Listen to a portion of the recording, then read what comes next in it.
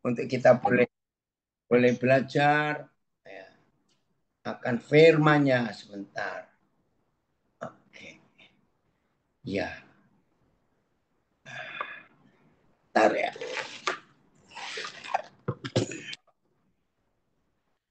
Baik.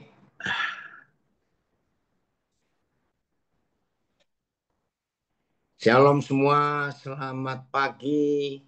Yang di bagian barat Indonesia, selamat siang. Yang di bagian timur, puji Tuhan kita boleh bertemu lagi dalam hadirat-Nya saat ini untuk belajar.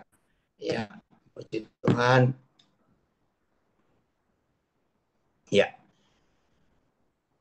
tema kita hari ini berusaha untuk mencari tahu, untuk mengenal apa kerinduan Papa kita yang paling dalam. Ya, apa itu yang dia rindukan? Ada dua ayat yang kita akan baca lebih dulu. Yang pertama Matius 5 ayat 48. Matius 5 ayat 48. Puji Tuhan, Nabire, Medan, Nadir. Puji Tuhan. Matius 5 48. Dua ayat ini akan menolong kita untuk kita mengerti apa kerinduan hati Papa yang paling dalam.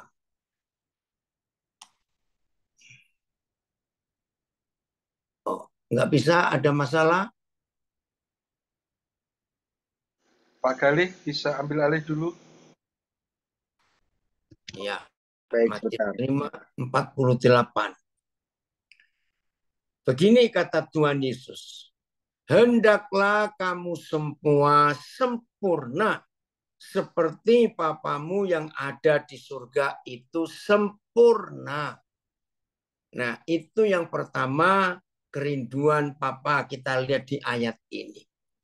Ayat kedua, Roma 8:29.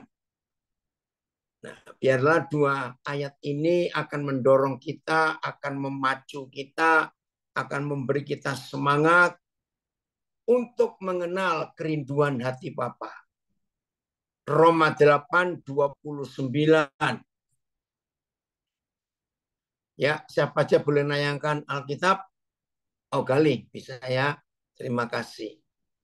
Sebab semua orang,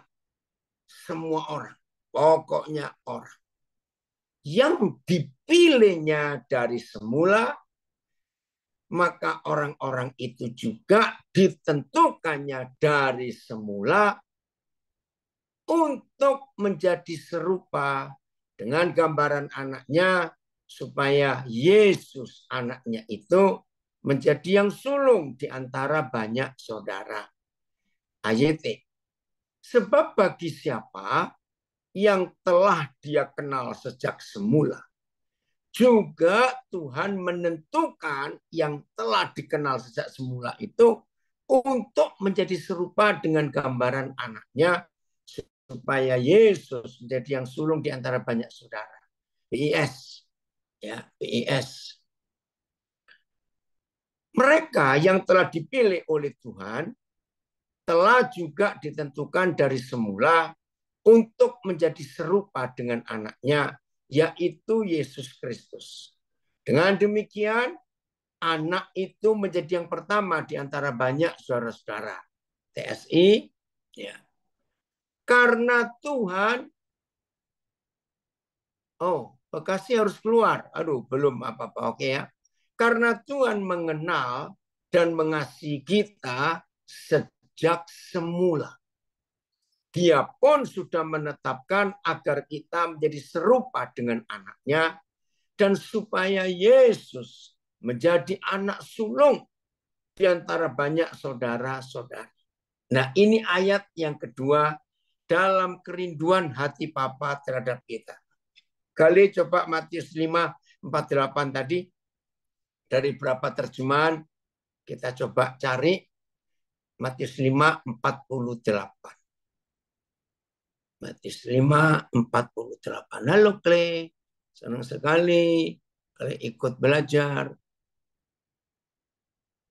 Ini salah satu cucu saya ikut belajar juga. Dia baru lulus SMP. Ya, Opa senang sekali, Kle. Dalam waktu libur, kamu ikut belajar firman Tuhan. Ayatnya langsung. Karena itu, kamu harus menjadi sempurna seperti Bapamu yang di surga adalah sempurna. PS, oke, Lampung ikut. Ya. Bapamu di surga mengasihi semua orang dengan sempurna. Kalian harus begitu juga. Nah, BIS dan TSI itu hampir sama terjemahnya karena penterjemah BIS dan TSI ini mau lihat dari sudut pandang yang berbeda. Bagus ya, saya ulangi. Kalau kita cuma dituntut sempurna, seperti Bapa di surga itu adalah sempurna, jujur, semua kita pasti akan keberatan. Aduh, begitu berat tuntutan atau standar ini.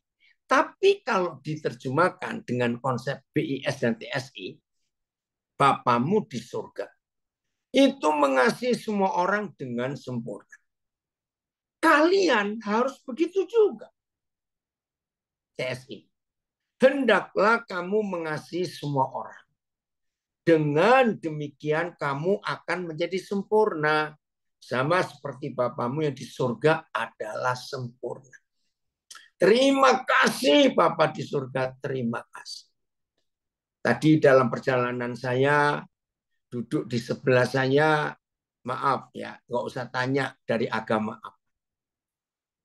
Seorang yang sangat taat pada agamanya. Nah, ya karena kami sebelahan duduk, ya ngomong-ngomong begitu. Nah, akhirnya dia tanya, jadi Bapak profesinya apa? Saya bilang, saya hamba Tuhan. Oh ya, berarti kita sama dong rohaniawan. Oh, saya kenalan, saudara. Lalu dia cerita ya soal agama. Wih, ngeri saya dengar itu. Saudara, semua agama di dunia, termasuk agama Kristen dan agama Katolik, catat. Pokoknya yang namanya agama dan pengikutnya yang belum kenal Bapa di surga, maka semua orang beragama di dunia itu tuntutannya sama. Taat nggak dalam ibadah? Itu pertanyaan nomor satu. Taat tidak dalam ibadah. Baru yang lain. Taat nggak dalam peraturan agama? Tapi Papa kita di surga tidak pernah menuntut satu kali pun tentang mentaati, rajin, takwa, tekun, beribadah. Tidak. Yang Papa rindukan adalah supaya saudara dan saya bisa mengasihi semua orang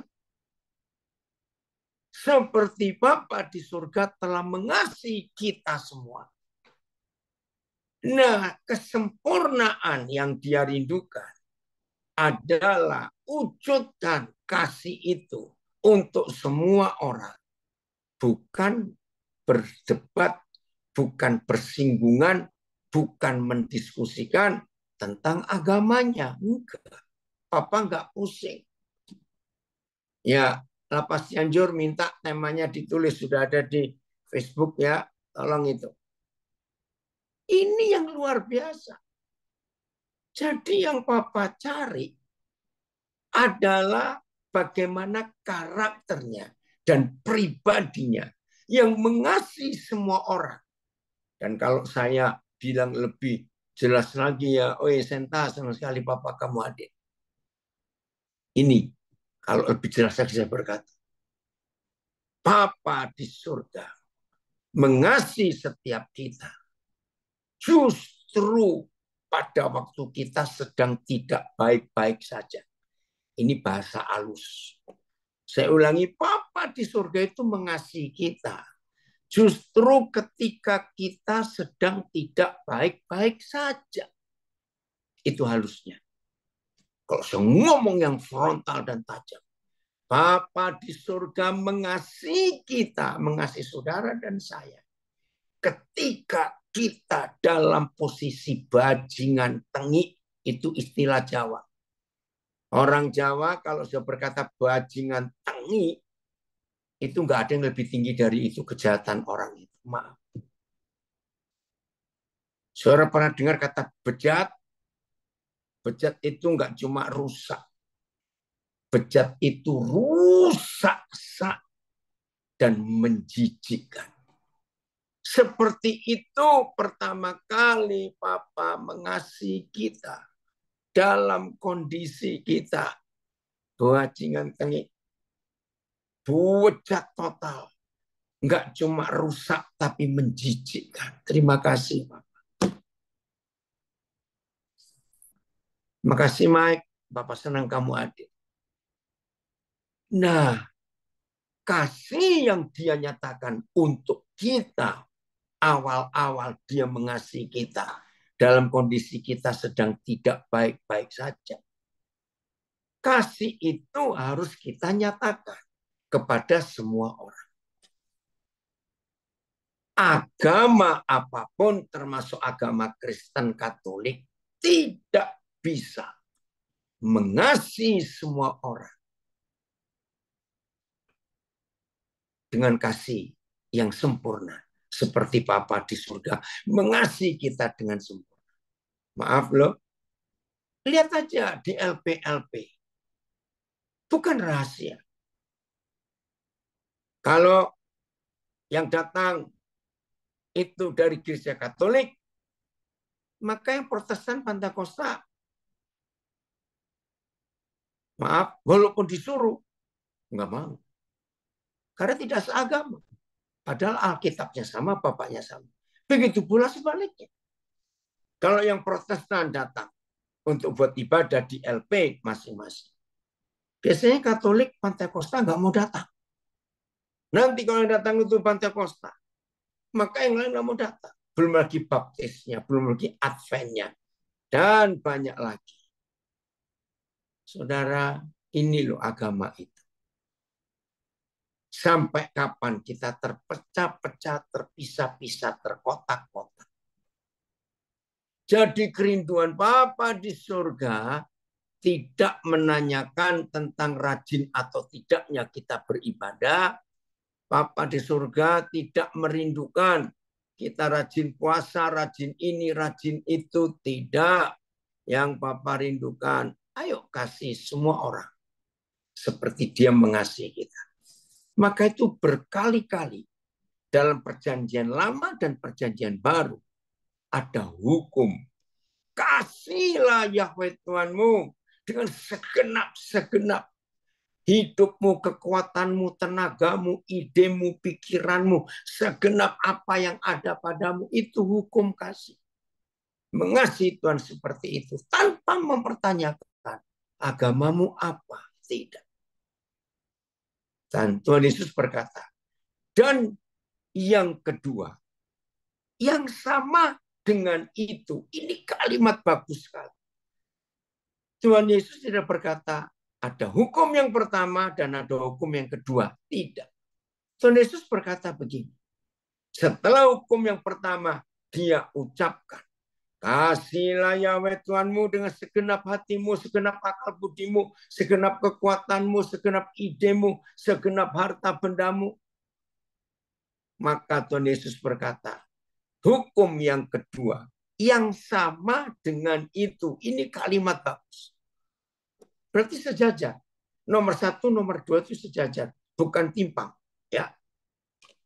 Kasihlah sesamamu manusia seperti kamu mengasihi dirimu sendiri.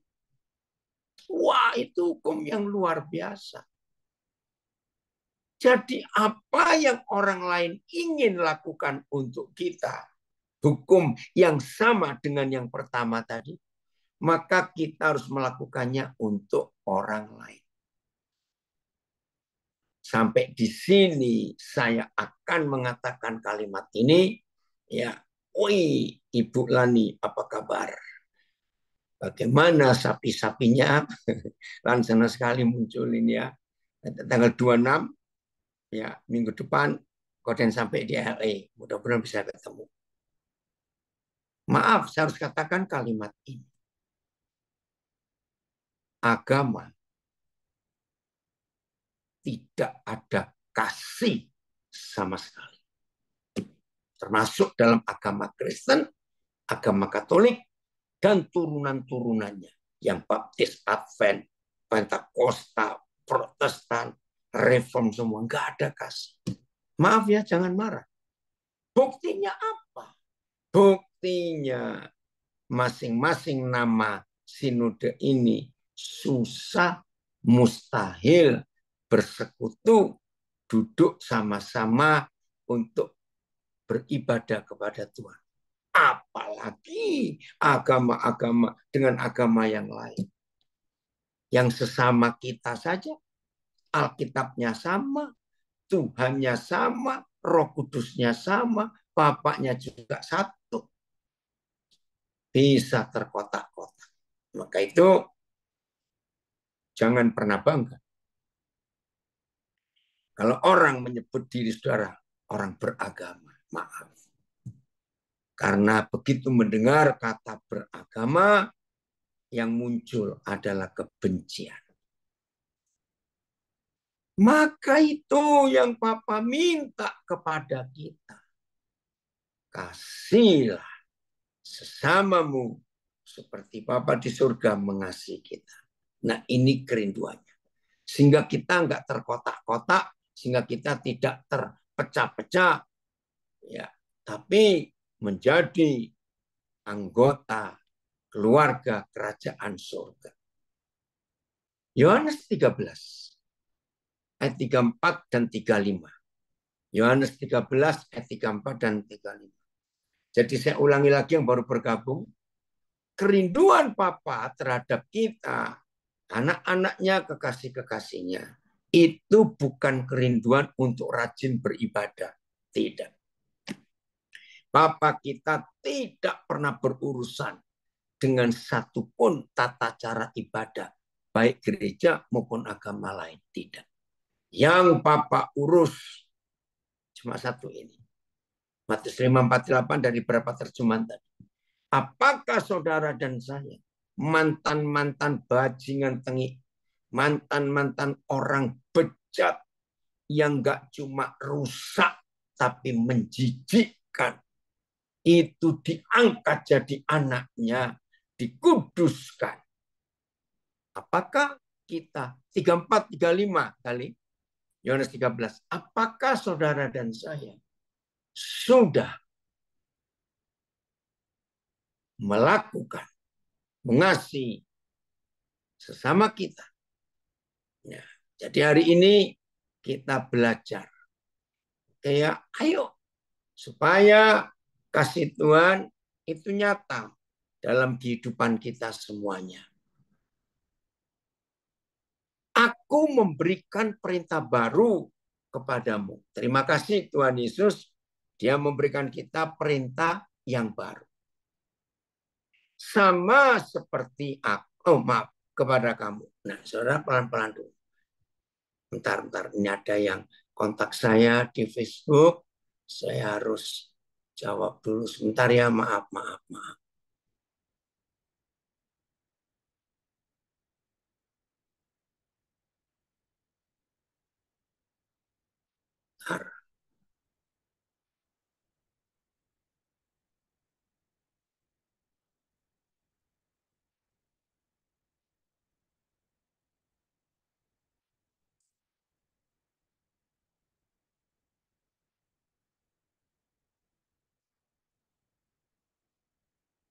Tunggu, ada yang cari saya.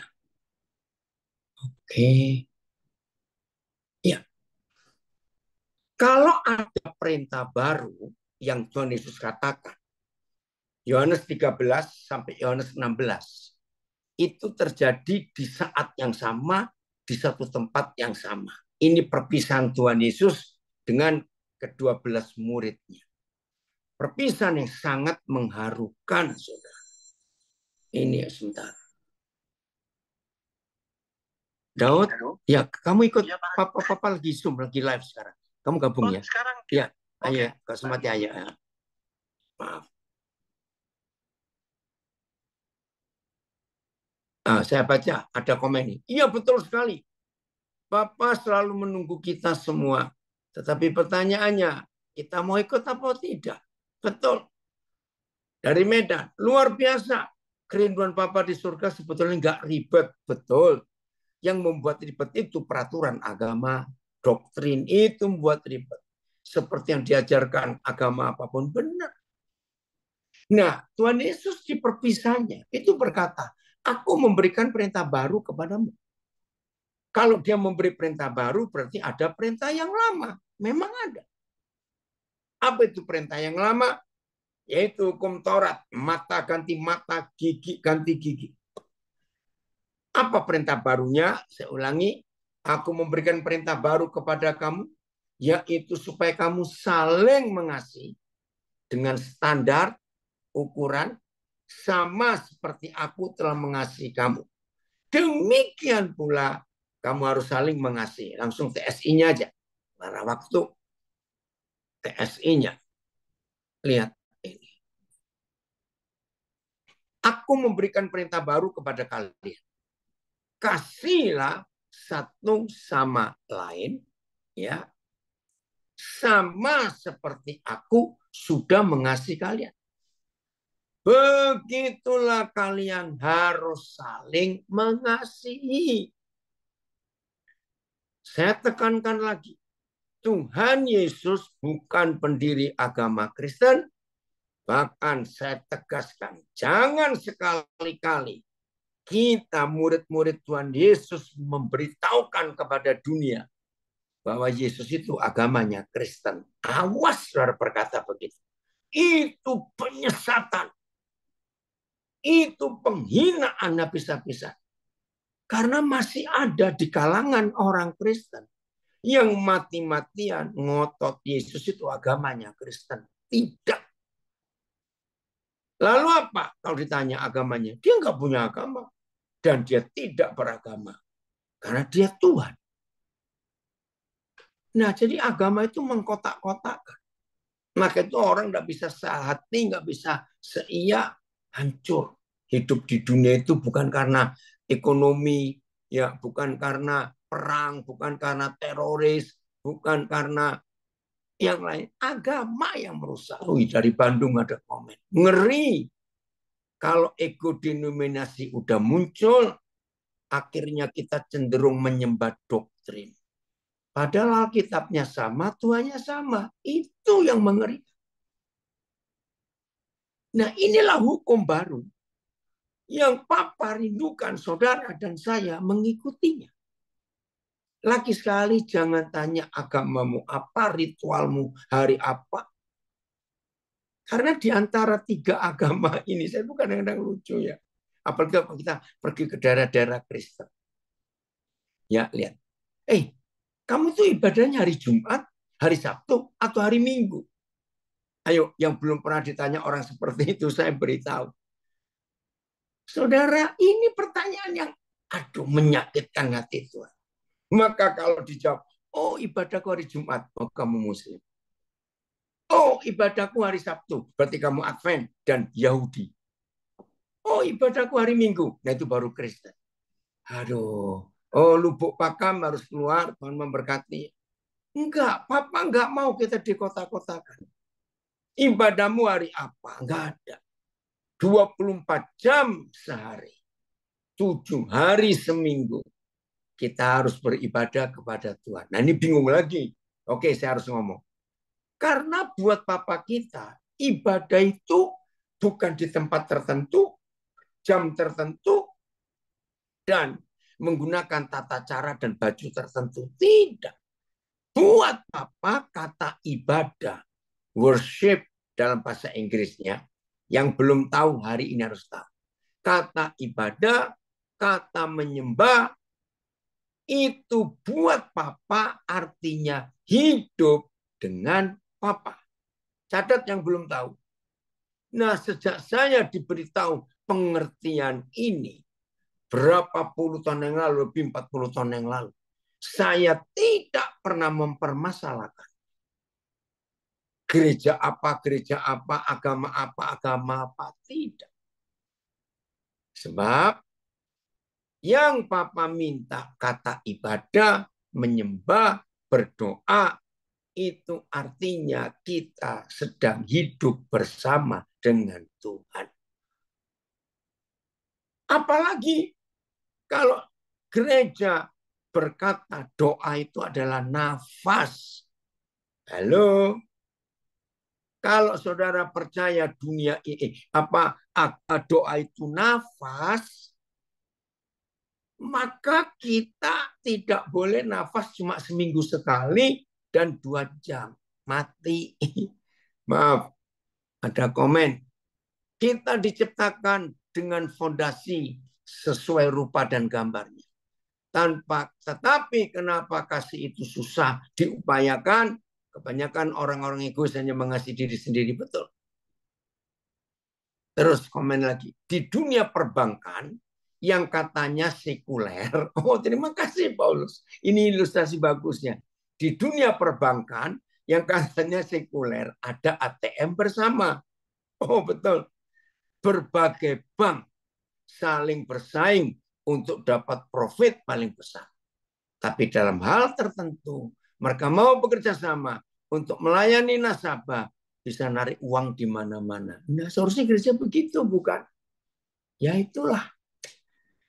Kalau ada yang tanya, lalu sampai kapan? Ya nggak tahu. Tergantung pribadinya masing-masing. Betul sekali. Maka itu hari ini kita harus berubah. Memang sulit untuk tidak punya agama karena agama itu diakui pemerintah. Nah, kalau cuma pengakuan nggak apa-apa. Tapi bukan untuk hidup bersama. Perhatikan ya yang tanya ini, kalau ada orang tanya secara hukum negara, saya orang Kristen. Tapi bukan saya pakai untuk hidup. Sebab kalau saya pakai untuk hidup, maka di kalangan gereja tanya lagi, kamu Kristen apa? Nah, kalau saya beragama Kristen, itu saya pakai untuk hidup. Saya ketemu orang Hindu, Buddha, Muslim, Bahai, ateis. Mereka jadi ribet lagi. Maka itu yang tanya ini dengar baik-baik, enggak sulit. 52 tahun saya sudah hidup melayani Tuhan. Dan orang nggak pernah tanya saya dari gereja apa. Bersyukur untuk itu. Jadi lagi sekali, agama hanya untuk hukum pemerintah. Titik. Tapi agama kita tidak boleh kita pakai untuk hidup bersama. Hidup bersama kita memakai hukum kasih. Hendaklah kamu sempurna seperti Bapamu yang di surga adalah sempurna. Matius 5:48. Tapi dalam terjemahan bahasa Indonesia sehari-hari dan dalam terjemahan sederhana Indonesia ternyata ditulis, kalau Bapa di surga sudah mengasihi manusia bajingan-bajingan ini dengan kasih yang sempurna, maka dia minta saudara dan saya pun harus mengasihi sesama kita seperti kasih itu. Nah, ayat 35 sekarang. Yohanes 13, ayat 35. Amin. Roh Kudus yang akan mengajarkan kita melakukan kerinduan Bapa. Oke, kita lihat ini ya, Yohanes 34 ayat 35 sekarang. Ya, masa kita kalah sama dengan bank, ada ATM bersama kok. Ya, luar biasa itu. Oke, ada yang tanya lagi. Bagaimana praktek mengasihi orang-orang tipe batu asan yang suka gosok? Yang kebanyakan kalau berhubungan sama mereka merugikan or menyakitkan. Jawabannya, bukankah saudara dan saya sering merugikan Tuhan Yesus dan menyakitkan Tuhan Yesus? Jangan sombong. Jadi apa-apa kalau kita aplikasikan kepada Tuhan Yesus, maka nggak ada pertanyaan seperti ini. Bagaimana praktek mengasihi orang-orang yang tipe batu gosok, yang suka gosok hidup kita, yang kebanyakan kalau berhubungan sama mereka itu pasti merugikan atau menyakitkan? Jangan sombong. Bukankah kita sering merugikan Tuhan, menyakiti hati Bapa di surga? tapi dia tetap mengampuni. Ya, seperti itu.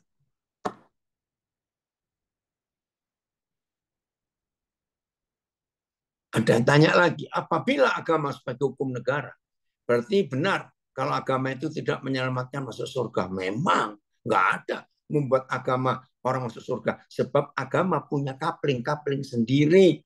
Nah di surga kan nggak dikapling-kapling. Kalau ada kapling, siapa Pak RT-nya? Aduh, sudah jangan ngomong agama. Ya, kalau kita mengaku dengan mulut dan percaya dalam Yesus Kristus adalah Tuhan, berarti itulah keselamatan. Iya, karena Tuhan Yesus itu pintu. Ya, jalan ke surga. Karena cuma satu.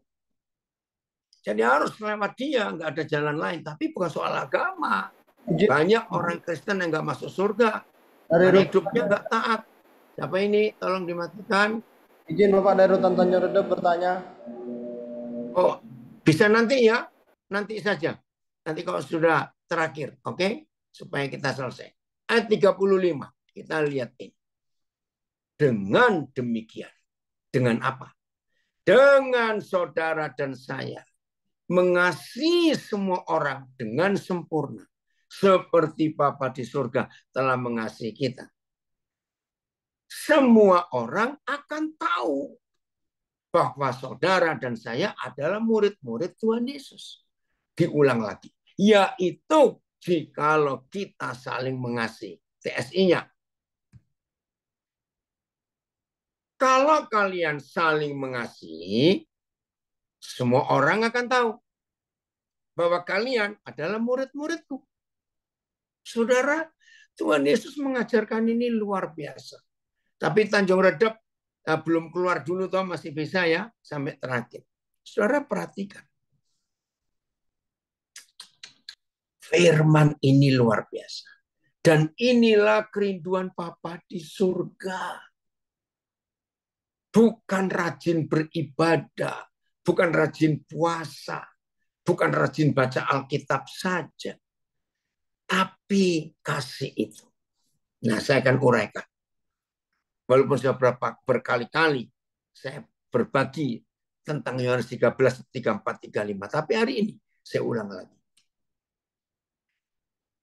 Tuhan Yesus terhadap kita, murid-muridnya, tidak pernah, catatnya, tidak pernah satu kali pun memberikan program atau konsep untuk memakai simbol-simbol tertentu, warna-warna tertentu, pakaian-pakaian tertentu, dan aksesoris-aksesoris tertentu. Tidak ada. Saudara boleh cari sampai robek Alkitab saudara. Enggak ada.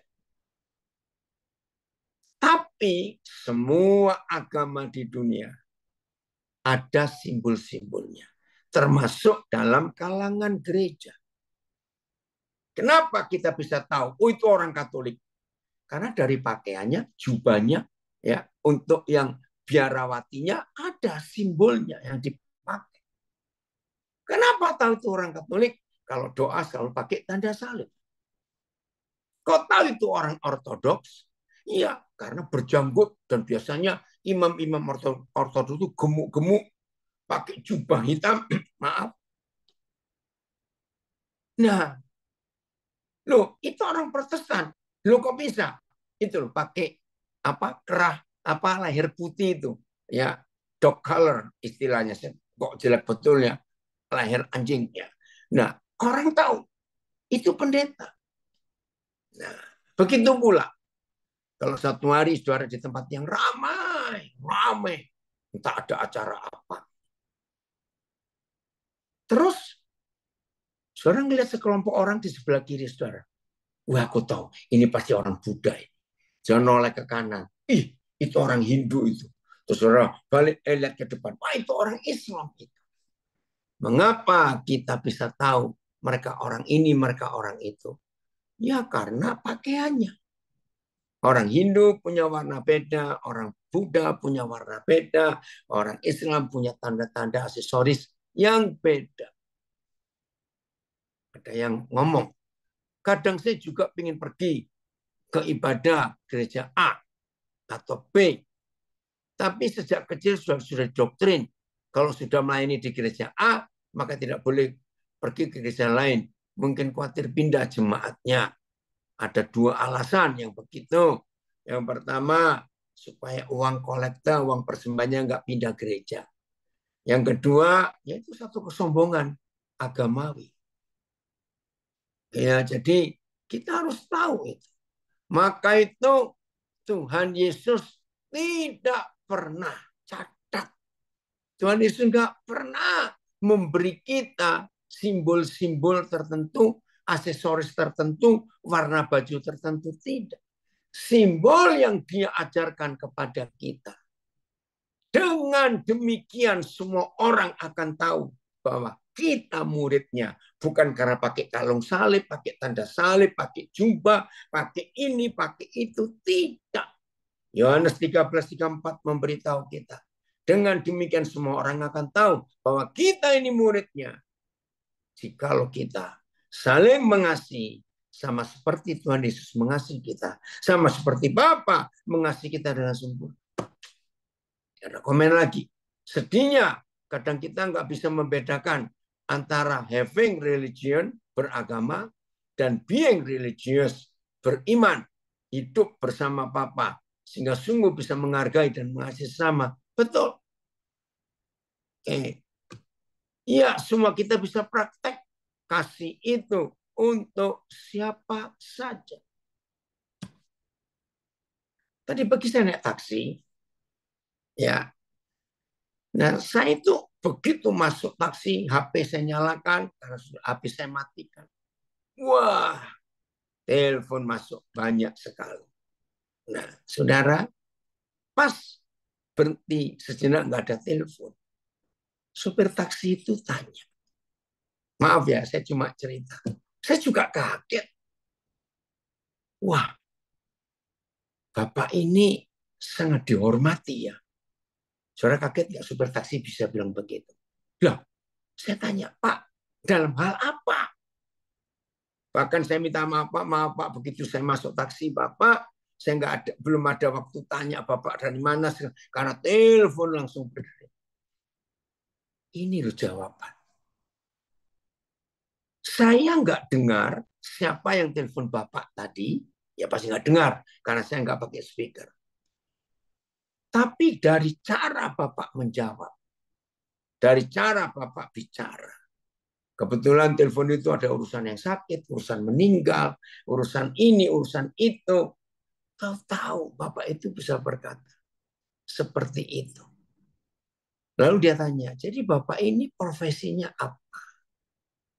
Saya bilang, saya hamba Tuhan. Oh, pantas. Sebuah kesaksian. Padahal cuma telepon dan dia nggak dengar yang telepon saya bicara apa. Cuma saya jawab. Maka itu orang-orang kaya yang punya supir pribadi. Saudara jauh lebih lama sehari-hari bersama dengan supir saudara daripada bersama istri atau suami atau anak-anak. Sebab supir pribadi itu selalu ngikut kemana saudara pergi. Nah, di situ kalau saudara telepon, marah, bentak, ngomong apa saja, supir itu dengar. Ini supir taksi yang cuma nggak sampai 1 jam saya di taksi. Dia merasakan ada sesuatu.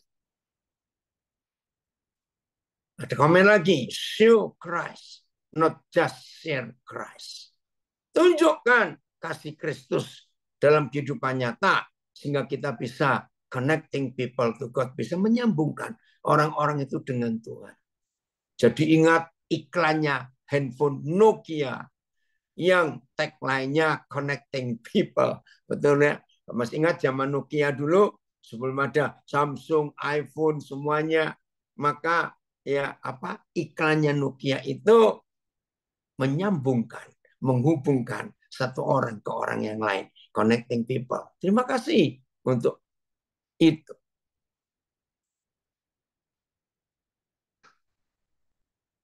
Ciri dan simbol itu jadi menunjukkan perbedaan, tidak memuliakan Tuhan. Ya betul. Maka itu jadi orang Farisi, sombong. Maka itu orang-orang yang dengan jubah-jubah keagamaannya. Wih, kalau jalan itu nggak bisa nunduk, ya, terus merasa hebat karena jubah-jubah keagamaan itu. Tapi justru Tuhan Yesus nggak suka kepada mereka.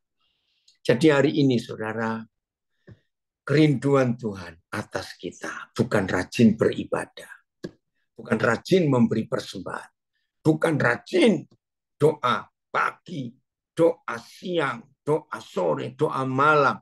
Kebanyakan doa nggak kerja, maaf. Bukan kemana-mana bawa Alkitab. Oh iya, anak saya Paulus ikut gabung. Puji Tuhan. Jadi hari ini, saudara, Tuhan ingin melihat kita. Menyatakan dirinya, mewakili dirinya kepada dunia ini. Itu kerinduannya. Jadi bukan menunjukkan agamanya apa, tidak. 2 Korintus 5 ayat yang ke-20. 2 Korintus 5 ayat yang ke-20. Ya, betul, Amang Simanungkalit. Salah satu bukti kasih itu nyata. Ayo kalau ketemu orang yang lapar, kita beri mereka makan. Betul. 2 Korintus 5 ayat yang ke-20.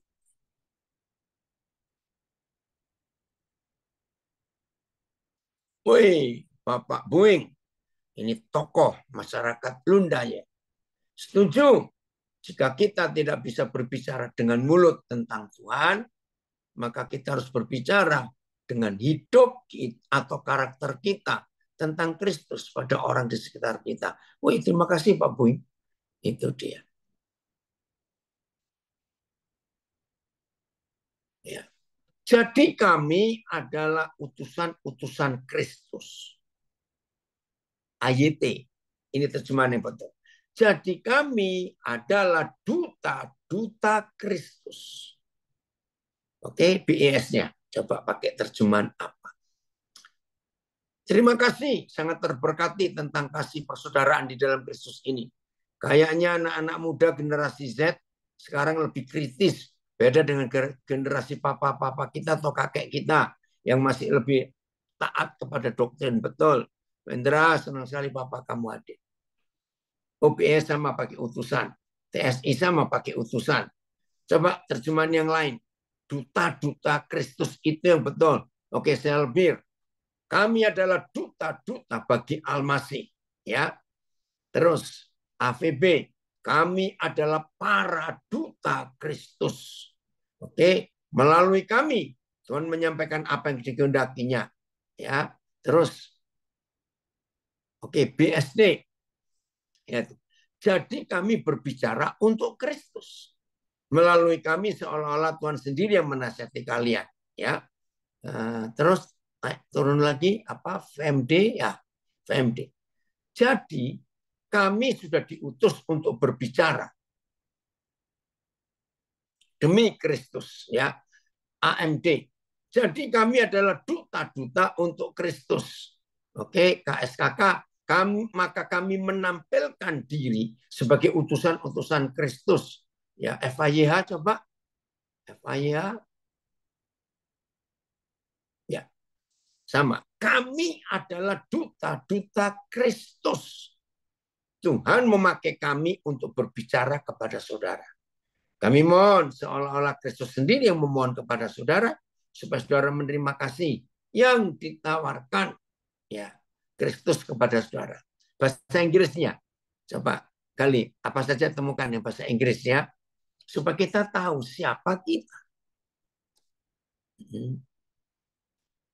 Therefore, ya, we are ambassadors for Christ. Ya, ambassadors for Christ. Coba turun lagi, naik lagi.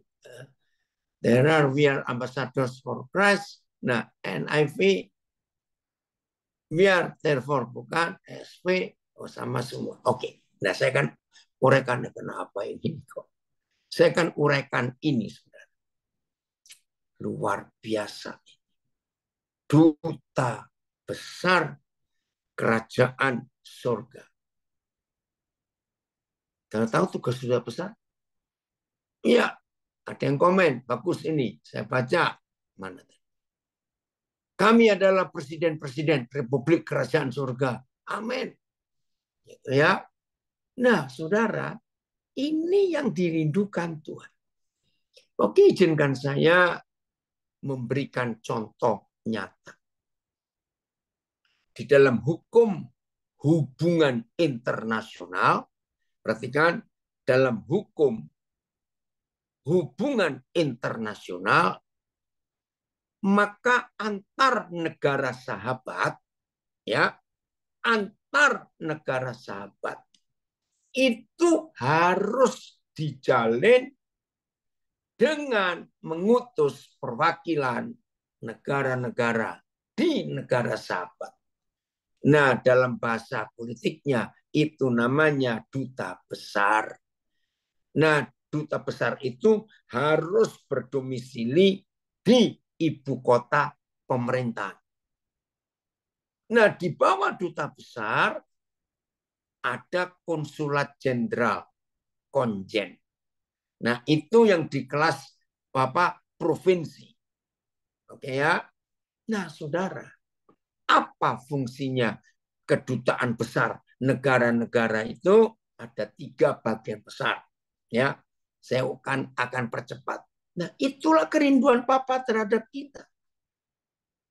Misalnya begini, ada orang Amerika sangat ingin ke Indonesia.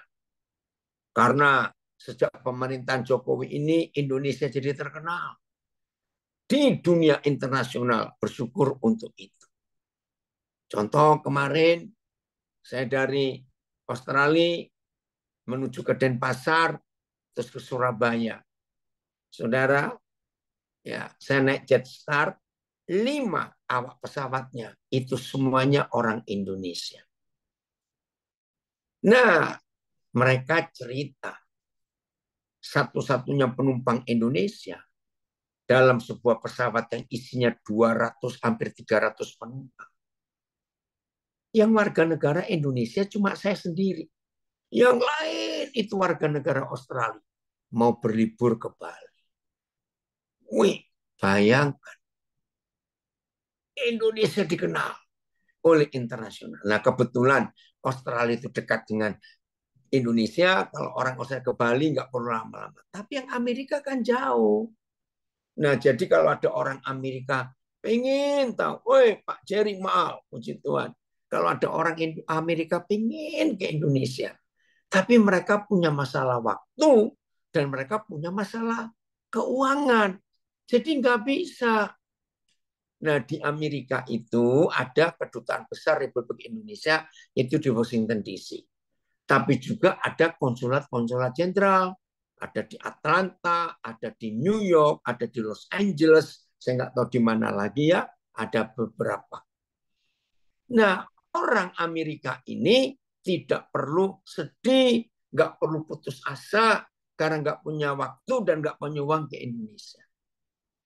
Mereka boleh datang ke kantor duta besar, atau ke kantor konsulat jenderal. Begitu orang Amerika ini sampai ya di perwakilan negara Indonesia, maka di situ di semua perwakilan negara apa saja, saudara pasti ada lembaga konsuler atau ruangan atau departemen mereka yang menunjukkan masing-masing kebudayaan seluk-beluk negara yang diwakili.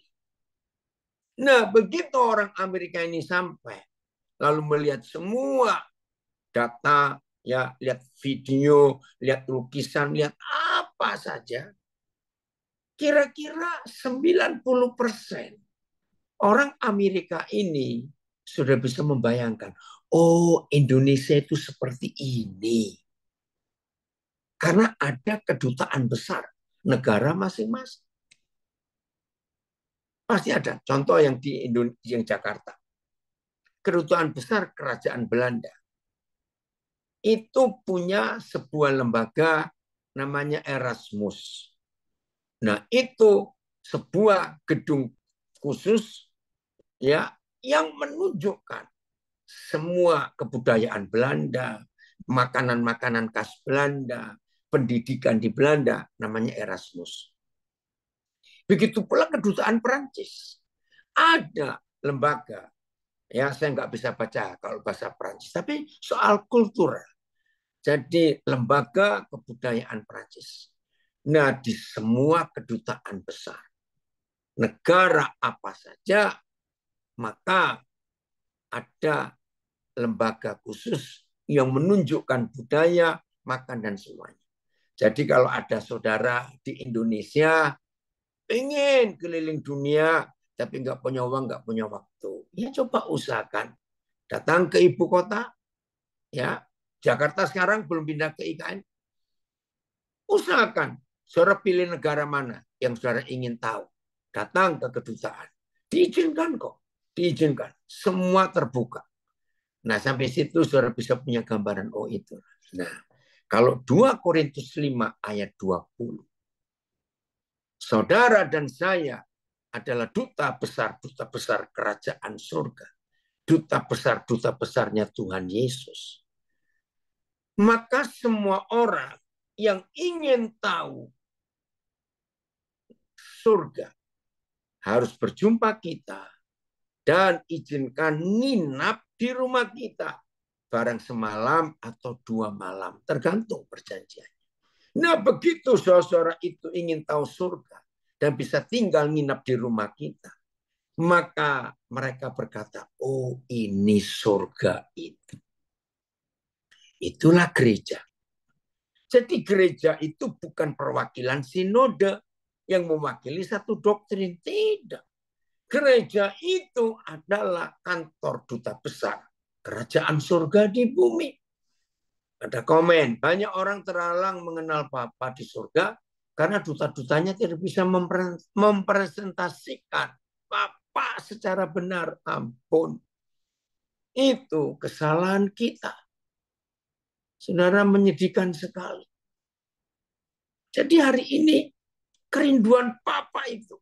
Ingat doa Bapa kami. Datanglah kerajaanmu. Jadilah kehendakmu. Supaya bumi jadi sama seperti surga. Itu kerinduannya. Lewat hidup kita. Jadi nggak sibuk menyatakan agama ini, agama itu. Tidak. Ayo masing-masing kita sekarang.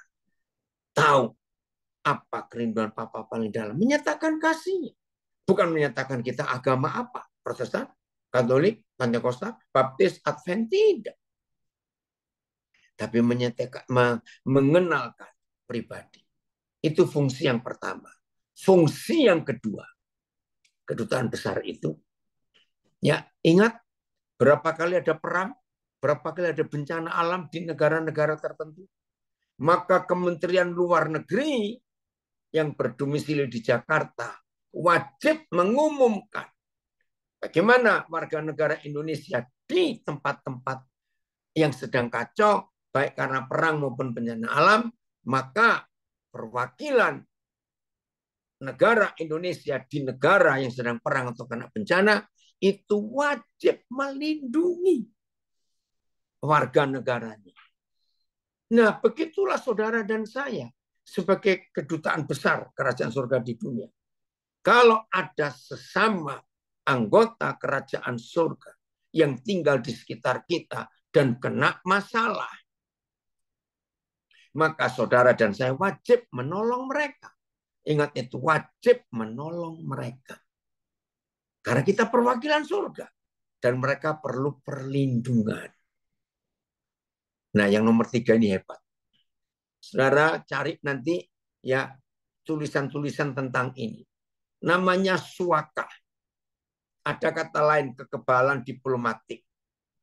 Ada lagi bahasa Inggris immunity.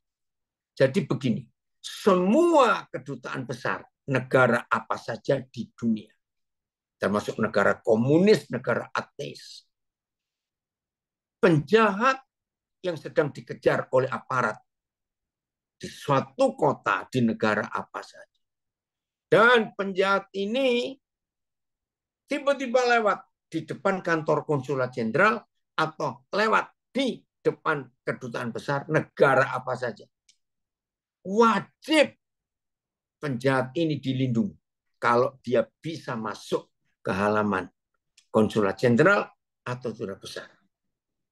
Aparat keamanan negara tersebut yang sedang mengejar penjahat ini tidak boleh menyentuh. Sebab ini wilayah negara lain, walaupun ada di negara ini. Nah, itu namanya kekebalan diplomatik atau swaka. Saudara, literatur tertua yang menuliskan tentang itu ada di kitab Bilangan. Maaf, saya lupa pasal berapa. Nah, di dalam kitab Bilangan, suatu hari Yahweh Tuhan bicara kepada Musa. Musa, kamu harus milih 6 kota yang disebut kota perlindungan. Jadi kalau ada budak, ada orang jahat tertuduh dan bisa lari ke kota itu, maka hukum tidak boleh menghukum dia. Dilindungi dulu, baru nanti akan diproses.